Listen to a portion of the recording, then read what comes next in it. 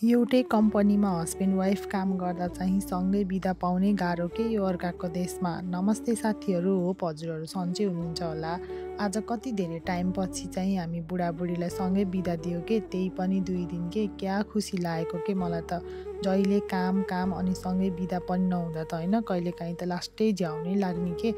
अनि योपालि चाहिँ दियो के सँगै, तर म चाहिँ साथीहरूलाई भन्न चाहन्छु कि एउटै कम्पनीमा चाहिँ सँगै हस्बेन्ड वाइफ काम नगर्नु होला भनेर।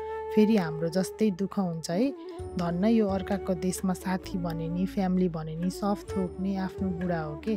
आफ्नो लाइफ पार्टनर जस्तो अरू कोही हुँदैन के। अनि आफू कहिलेकाहीँ कामको टेन्सन अनि घरको याद आइहाल्यो भने पनि बुढासँग कुरा गरेर मन हल्का हुने के। अब कहिलेकाहीँ त हल्का फुल्का झगडा त पर्छ, तर बुढाबुढीको झगडा परालको आगो भन्ने उखान छ नि, त्यो चाहिँ 100% राइट हो जस्तो लाग्छ कि मलाई। अनि सँगै बुढाबुढीको बिदा हुँदा बाहिर गएर माइन्ड पनि फ्रेस अनि क्वालिटी टाइम पनि स्पेन्ड हुने कि होइन साथीहरू। So be happy.